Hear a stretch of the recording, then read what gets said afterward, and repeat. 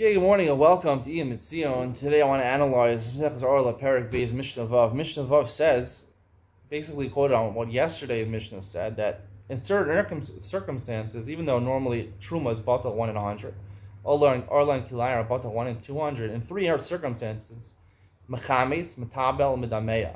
Mechametz means that the Isser, the Orlah, or the Truma causes the bread to rise by itself, or it's metabel, or it gives it a good taste, or medamea, or it's an essential part of a pot of food, right? It's mixed in, essential part of food, and basically the Rav Avadia Bartanura explains that it gives significant taste to the pot of food.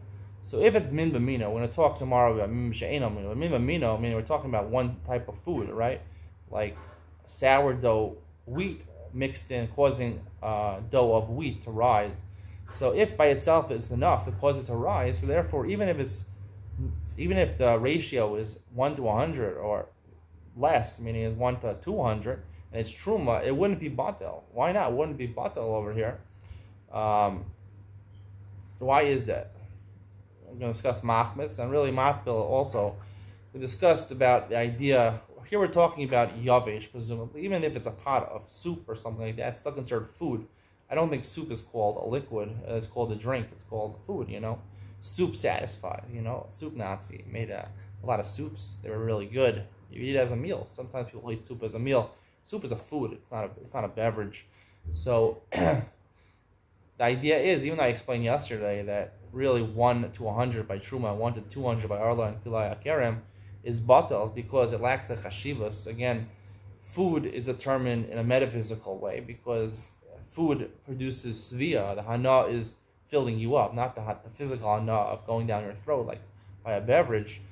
So therefore, it's a metaphysical type of pleasure. So therefore, if it's not chashiv, it's 1 to 200, it's batal because it's not considered significant. Even though the one you take might be the one, it doesn't make a difference. It's not significant. It's mixed up in such a mixture. Here we're saying that it's mechametz, it causes it to rise. That is such a chashuv thing, such an important thing. Without the Orlah and Kilayah Kerem, you wouldn't have bread, right? It's more important than just a mixture of 1 to 200. Here, it's the main part. Or if it gives it a good taste, metabel, it gives it or medameya, it forms the main taste in the soup. I would say it's the main spice. It has to be the main spice.